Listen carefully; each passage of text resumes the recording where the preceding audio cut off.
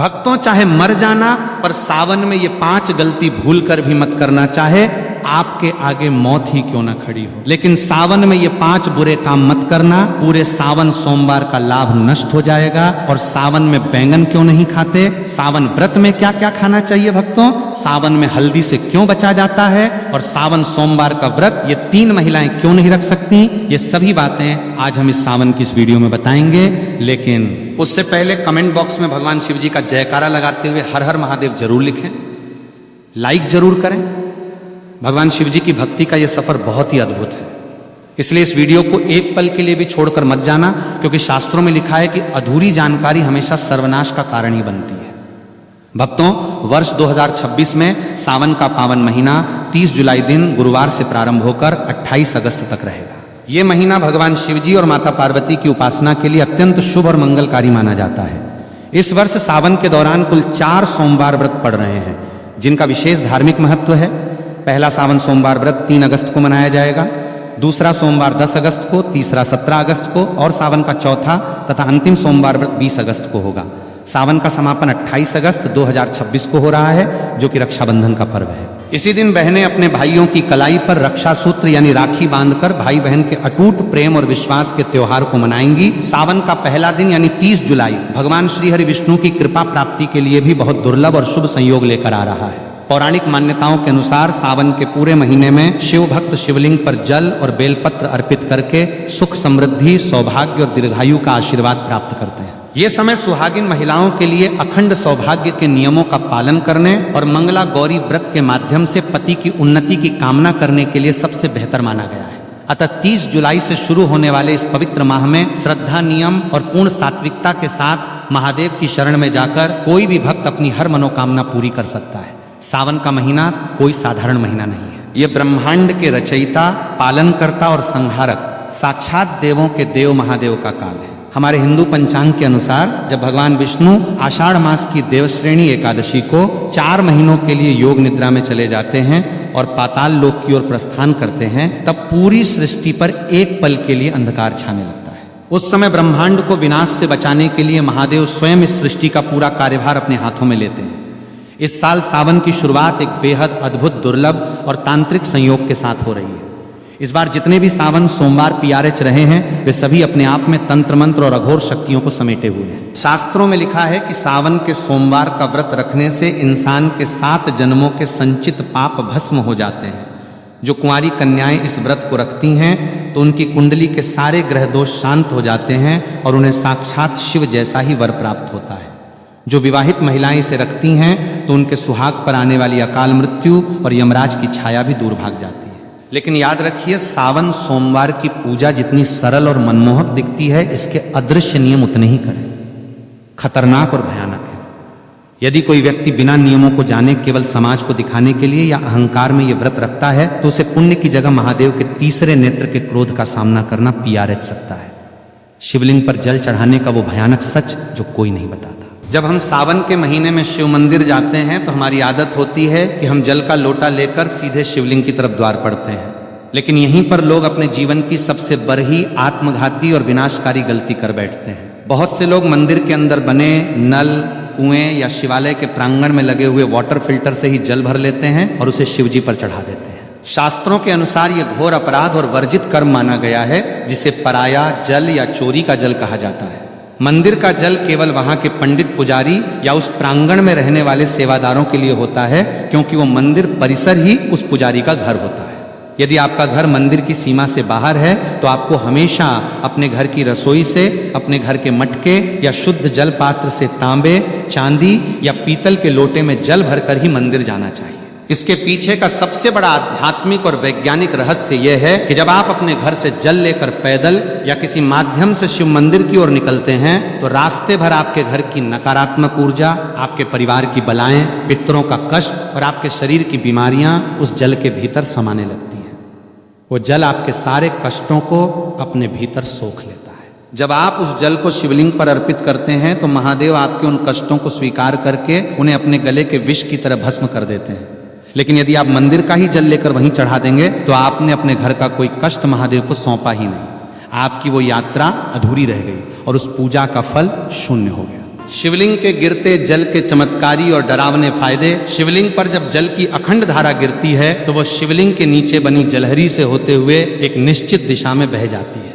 शास्त्रों में उस बहते हुए जल को साक्षात अमृत और शिव की अलौकिक ऊर्जा का महापुंज माना गया है। पहला कर नियम यह है कि जब आप जल चढ़ा लें तो उस जलहरी से बाहर बहते हुए जल को कभी भी भूलकर लांघना नहीं चाहिए, क्योंकि वो ऊर्जा इतनी तीव्र और तांत्रिक होती है कि यदि कोई साधारण इंसान उसे लांघता है तो उसके शरीर का चक्र बिगड़ सकता है और उसका मानसिक संतुलन तक हिल सकता है। लेकिन शास्त्र कहते हैं कि उस गिरते हुए जल को किसी मुसाफिर या भक्त को थोड़ा सा अपने पात्र में रोक लेना चाहिए। उस जल को अत्यंत पवित्र और चमत्कारी मानकर अपने घर ले आना चाहिए।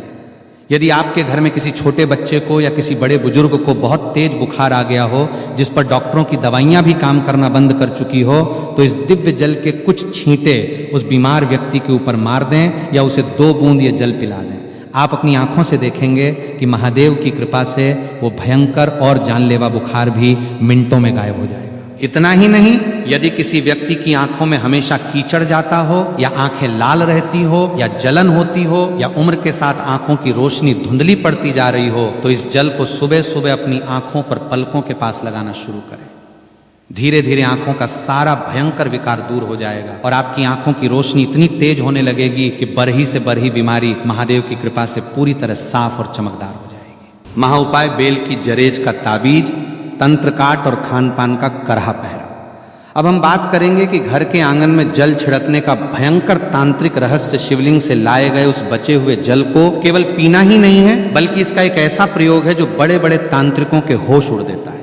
यदि आप इस जल को अपने घर के आंगन में, घर के चारों कोनों में, तिजोरी के पास और मुख्य द्वार पर छिड़कते हैं तो आपके घर के आसपास मंडराने वाली भयंकर से भयंकर अदृश्य शक्तियां, भूत प्रेत, अतृप्त आत्माएं और नकारात्मक बाधाएं चीखते हुए उस स्थान को हमेशा के लिए छोड़कर भाग जाती हैं। अगर किसी दुष्ट व्यक्ति ने या आपके दुश्मन ने आपके घर पर कोई टोना टोटका, मूठ करनी या तांत्रिक क्रिया की होगी जिसके कारण आपके घर में बीमारियां और कंगाली रहती हैं, तो शिवजी के इस चरणामृत के स्पर्श मात्र से वो तंत्र उसी क्षण उल्टा घूमकर करने वाले पर वार कर देता है।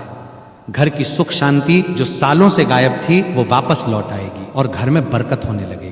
लेकिन एक डरावनी चेतावनी याद रहे कि इस जल को कभी भी पैर नहीं लगना चाहिए और ना ही इसे किसी गंदे या अशुद्ध स्थान पर रखना चाहिए और ना ही इसे बाथरूम के आसपास ले जाना चाहिए, अन्यथा इसके परिणाम बहुत ही भयानक और विनाशकारी हो सकते हैं। जल और दूध में क्या मिलाकर चढ़ाएं और धतूरे का गुप्त गणित भोलेनाथ को प्रसन्न करने के लिए केवल सादा जल ही काफी है, क्योंकि भोले बाबा आशुतोष हैं। लेकिन यदि आप अपने जीवन की किसी विशेष और बहुत पुरानी और अधूरी मनोकामना को पूरा करना चाहते हैं तो जल में कुछ विशेष गुप्त वस्तुएं मिलाना अनिवार्य है। सावन के महीने में यदि आप शिवलिंग पर गन्ने का ताजा रस या जूस चढ़ाते हैं तो माता लक्ष्मी जी आपके घर में साक्षात बंध जाती है और दरिद्रता कितनी भी बड़ी हो या कर्ज का पहाड़ कितना भी ऊंचा हो, वो महादेव के सामने घुटने टेक देता है। यदि आपको लगता है कि आपके घर में पितृदोष है या राहु केतु की महादशा चल रही है या बनते काम एन वक्त पर बिगड़ जाते हैं, तो जल के अंदर थोड़े से काले तिल मिलाकर एयूएम नमः शिवाय का 108 बार जाप करते हुए शिवलिंग पर अर्पित करें। अब बात करते हैं शिवजी के सबसे प्रिय और खतरनाक फल धतूरे की। लोग अनजाने में पैरों से तोड़कर जितने मर्जी धतूरे शिवलिंग पर सजा देते हैं, जो कि पूरी तरह गलत और वर्जित है। शास्त्रों के अनुसार शिवलिंग पर धतूरा को हमेशा विषम संख्या में ही चढ़ाना चाहिए, जैसे कि केवल 1, 3 या 5 धतूरा। असल में इंसान के भीतर छिपे काम, क्रोध, लोभ, मोह और अहंकार का प्रतीक है। जब आप विषम संख्या में धतूरा चढ़ाते हैं तो आप अपनी इन मानसिक बुराइयों और जहर को महादेव के चरणों में सौंप रहे होते हैं। इसके साथ ही सावन में पंचामृत का भोग लगाना चाहिए, जिसमें शुद्ध गाय का कच्चा दूध, गाढ़ा दही, घर का निकाला हुआ घी, शुद्ध शहद और मिश्री की शक्कर शामिल हो। यह सभी सामग्री शिवजी को तृप्त करती है। लेकिन याद रखें कि पंचामृत में कभी भी बाजार की डिब्बा बंद या मिलावटी चीजों का इस्तेमाल भूलकर भी ना करें। व्रतधारियों के लिए तो दूध पीने की सख्त मनाही का वैज्ञानिक और धार्मिक सच सावन के महीने में व्रत रखने वाले भक्तों को एक ऐसी गुप्त बात का ध्यान रखना चाहिए जो अक्सर लोग अनदेखा कर देते हैं और बाद में पछताते हैं। यदि आपने सावन सोमवार का व्रत रखा है या पूरे सावन के नियम का पालन कर रहे हैं तो आपको भूल कर भी दूध का सेवन नहीं करना चाहिए। इसके 2 बहुत बड़े और ठोस कारण हैं। पहला कारण पूरी तरह धार्मिक है। सावन के महीने में दूध पूरी तरह से भगवान शिव को समर्पित होता है, क्योंकि समुद्र मंथन के समय निकले विष के कारण उनके कंठ में जो भयंकर जलन हो रही थी उसे शांत करने के लिए सभी देवताओं ने उन पर दूध और जल चढ़ाया था। जो चीज सीधे भगवान को अर्पित की जा रही हो उसे व्रतधारी स्वयं ग्रहण नहीं कर सकता, इसे उच्छिष्ट या दोष माना जाता है। दूसरा कारण वैज्ञानिक और डरावना है। सावन में चारों तरफ भारी वर्षा होती है जिससे जमीन पर अजीबोगरीब की माकोरहे फंगस और जहरीली घास उगाती है। जब गाय और भैंस इस घास को चरती हैं तो वो विषैला तत्व उनके दूध में भी आ जाता है। सावन के दिनों में इंसान की जठराग्नि यानी पाचन शक्ति बहुत कमजोर होती है, इसलिए इस समय दूध पीना साक्षात पेट की भयंकर बीमारियों और विष को न्योता देना है। ये दूध केवल छोटे बच्चों, असहाय बुजुर्गों या भयंकर रूप से बीमार लोगों को ही दिया जाना चाहिए, क्योंकि उनके जीवन की रक्षा के लिए शास्त्रों में विशेष छूट है। एक स्वस्थ व्रतधारी अगर सावन में दूध पीता है तो उसका व्रत तत्काल प्रभाव से दूषित और खंडित हो जाता है। कुत्तू के आटे का डरावना सच की है मकोरहे और व्रत टूटने का भय। व्रत के दौरान लोग फलाहार के नाम पर कुत्तू के आटे की पूरियां, पकौड़ियां, पराठे या हलवा भरे चाव से खाते हैं और सोचते हैं कि उन्होंने बहुत पवित्र भोजन किया है। लेकिन क्या आपको पता है कि बाजार में मिलने वाले कुत्तू के आटे में एक ऐसा डरावना रहस्य छिपा है जो आपके व्रत को पूरी तरह नष्ट करके आपको नरक का भागी बना सकता है। कुत्तू का आटा काफी समय पहले पीसकर बोरियों में बंद करके रखा जाता है, जिसके कारण नमी पाकर उसके भीतर बहुत ही बारीक, सूक्ष्म और छोटे छोटे कीड़े मकोड़े पैदा हो जाते हैं, जिन्हें बिना गौर किए नग्न आंखों से देखना नामुमकिन सा होता है। यदि आप बाजार से पैकेट या खुला आटा लाकर बिना उसे अच्छी तरह जांचें और बिना बहुत बारीक छलनी से छाने सीधे तेल में तलकर इस्तेमाल कर लेते हैं तो अन्न जाने में आप उन सैकड़ों जीवित जीवों और कीड़ों को भी पकाकर खा जाते हैं। शास्त्रों में साफ साफ लिखा है कि व्रत के दौरान यदि आपके पेट में एक भी कीड़ा या जीव चला गया तो वो मांस भक्षण यानी मांस खाने के बराबर माना जाएगा। जैसे ही आपने अनजाने में भी उस मांस रूपी की को खाया तो आपका व्रत उसी क्षण पूरी तरह टूट गया और आपको व्रत के पुण्य की जगह जीव हत्या का भयंकर पाप लग गया और आपका मानस पूरी तरह अपवित्र हो गया। इसलिए जब भी कुत्तू के आटे का प्रयोग करें, लेकिन उसे पहले धूप में सुखाएं और बारीक छलनी से 3 बार छानें और पूरी तरह आश्वस्त होने के बाद ही खाएं। व्रत में नमक के नाम पर केवल और केवल शुद्ध सेंधा नमक का ही प्रयोग होना चाहिए। साधारण समुद्री नमक का एक दाना भी व्रत को नष्ट कर देता है। बेल के पैरे की झड़ का ताबीज और अदृश्य शक्तियों का परछाई नाश सावन के महीने में बेल पत्र का महत्व तो बच्चा बच्चा जानता है, लेकिन बेल के पैर की जरज में जो तांत्रिक, सुरक्षात्मक और अलौकिक शक्तियां होती हैं उसके बारे में कोई नहीं बात करता। सावन के किसी भी सोमवार को सुबह सूर्योदय से पहले उठकर स्नान करके बेल के प्राचीन वृक्ष के पास जाएं, वहां धूप दीप जलाकर प्रार्थना करें और उसकी जड़ का एक छोटा सा टुकड़ा कुल्हार ही या लोहे से नहीं बल्कि लकड़ी या हाथ से प्यार से तोड़कर ले आए। उस टुकड़े को गंगाजल और गाय के कच्चे दूध से धोकर पहले शिवलिंग पर स्पर्श कराएं और फिर उसे महादेव का प्रसाद मानकर वापस ले लें। इसके बाद उस चको, चांदी, तांबे या पीतल के किसी ताबीज के अंदर भरकर काले या लाल धागे की मदद से अपने गले में या दाहिनी बाजू पर बांध लें। ये कोई साधारण लकर ही नहीं रह जाती, ये साक्षात महादेव का त्रिशूल और सुरक्षा कवच बन जाती है। इस ताबीज को पहनने के बाद दुनिया का कोई भी ओझा तांत्रिक, कोई भी बुरी नजर, मूठ, भूत, प्रेत, डाकनी, शाकनी या हवा में घूमने वाली नकारात्मक शक्ति आपके आसपास भी नहीं भटक सकती। यदि आपको रात में डरावने सपने आते हैं, अचानक छाती पर वजन महसूस होता है या आपको लगता है कि आपके ऊपर किसी ने कुछ टोना कर दिया है, तो ये JRH उस पूरी बला को अपने भीतर सोख लेगी।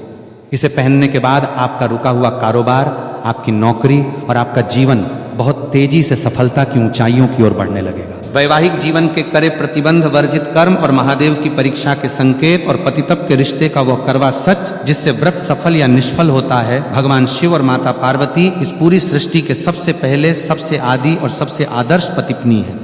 इसलिए सावन के व्रत में पतित के आपसी व्यवहार और मानसिक पवित्रता का बहुत गहरा और सीधा संबंध होता है। जो पतित सावन के महीने में या विशेषकर सोमवार के व्रत के दिन आपस में गाली गलौज करते हैं या एक दूसरे को नीचा दिखाते हैं, ताने मारते हैं या आपस में भयंकर लड़ाई झगड़ा और क्लैश करते हैं, उन्हें सावन का व्रत रखने का कोई अधिकार नहीं है। यदि ऐसी अशांत स्थिति में आप भूखे रहकर व्रत रखते भी हैं तो महादेव आपके उस व्रत को कभी स्वीकार नहीं करते। आपका भूखा रहना केवल एक शारीरिक प्रताड़ना और नाटक बनकर रह जाता है और आपके पुण्य की सारी ऊर्जा उसी क्षण नष्ट हो जाती है। शास्त्रों के अनुसार देवी देवता हमेशा पति के प्रेमपूर्ण जोड़े की सामूहिक, सकारात्मक और ऊर्जा से ही प्रसन्न होते हैं। यदि आपका पति आपसे प्यार से बात करके या आपकी सहमति से आपको खुश रखकर किसी काम के सिलसिले में नौकरी पर या विदेश गया है तो पत्नी घर पर रहकर पूरी निष्ठा से व्रत रख सकती है। लेकिन यदि दोनों के बीच भयंकर क्लेश हुआ है, पत्नी रोते हुए और पति को गाली देते हुए अपने मायके जाकर बैठ गई है और वहां सावन का व्रत रख रही है, तो वो व्रत पूरी तरह निष्फल है। कोर्ट मैरिज और अधूरी शादी वाली महिलाओं के लिए शास्त्रों का करह निषेध आज के आधुनिक और पाश्चात्य युग में बहुत से युवा कोर्ट में जाकर कागजों पर दस्तखत करके शादी कर लेते हैं और समाज में उसे ही अपना पूरा विवाह मान लेते हैं। लेकिन सनातन शास्त्रों, वेदों और हिंदू धर्म के अनुसार कोर्ट मैरिज एक पूरी तरह अधूरा और केवल कानूनी विवाह है। धार्मिक नहीं, जब तक पवित्र अग्नि को साक्षी मानकर वैदिक मंत्रोवार के बीच कन्यादान और 7 फेरे नहीं लिए जाते, तब तक वो विवाह आध्यात्मिक रूप से पूर्ण नहीं माना जाता। शास्त्रों के अनुसार ऐसी अधूरी शादी वाली महिलाओं को सावन का मुख्य और कर व्रत रखने से बचना चाहिए, क्योंकि जब तक विवाह के 7 फेरे पूरे नहीं होते तब तक महिला को अपने पति के आधे पुण्य की प्राप्ति नहीं होती और ना ही वो धार्मिक रूप से अर्धांगिनी कहलाती है। यदि ऐसी महिलाएं व्रत रखना चाहती हैं तो उन्हें पहले विधिवत रूप से भगवान शिव और माता पार्वती जी के सामने 7 फेरे या विवाह की रस्में पूरी करनी चाहिए। तभी उनका व्रत पूर्ण रूप से फलदायी माना जाएगा और उन्हें सौभाग्य की प्राप्ति होगी। कुंवारी कन्याओं और विवाहित महिलाओं के लिए शिवलिंग स्पर्श का रहस्यमय नियम सावन के महीने में कुंवारी कन्याएं मनचाहा और संस्कारी वर पाने के लिए और शादीशुदा महिलाएं अपने पति की लंबी उम्र तथा अखंड सौभाग्य के लिए व्रत रखती हैं। लेकिन यहां भी एक बहुत बड़ा और सख्त नियम है जिसे हर महिला को जानना बेहद जरूरी है। कुंवारी कन्याओं को पूजा करते समय भूलकर भी शिवलिंग का सीधा स्पर्श नहीं करना चाहिए। इसके पीछे का रहस्य बहुत ही गहरा है। शिवलिंग साक्षात महादेव की निराकार, अनंत और अत्यंत तीव्र ऊर्जा का केंद्र है। कुंवारी कन्याओं का शरीर और उनकी आंतरिक ऊर्जा इस तीव्र ब्रह्मांडीय प्रभाव को सीधे संभालने के लिए तैयार नहीं होती, जिससे उनके जीवन में अनजाने में मानसिक अशांति या स्वास्थ्य संबंधी समस्याएं आ सकती हैं। कुंवारी कन्याओं को हमेशा माता पार्वती की मूर्ति या शिवलिंग के नीचे बनी जलहरी का स्पर्श करना चाहिए और दूर से ही जल अर्पित करना चाहिए। इसके विपरीत जो महिलाएं विवाहित हैं, जिनका वैदिक विवाह पूर्ण हो चुका है, वे शिवलिंग का स्पर्श कर सकती हैं, उसे अपनी उंगलियों से चंदन भी लगा सकती हैं और उसकी अच्छे से सेवा कर सकती हैं। इन नियमों का पालन न करने से पुण्य की जगह दोष लग जाता है। सावन में मिलने वाले वो डरावने संकेत जो बताते हैं कि महादेव आपसे प्रसन्न हैं, जब आप पूरी निष्ठा कर नियमों और शुद्ध अंतःकरण के साथ सावन का व्रत रखते हैं तो महादेव आपकी परीक्षा भी लेते हैं और साथ ही साथ आपको कुछ ऐसे दिव्य और अलौकिक संकेत देते हैं जिन्हें देखकर कोई भी साधारण इंसान डर के मारे कांप उठेगा। यदि सावन के महीने में अचानक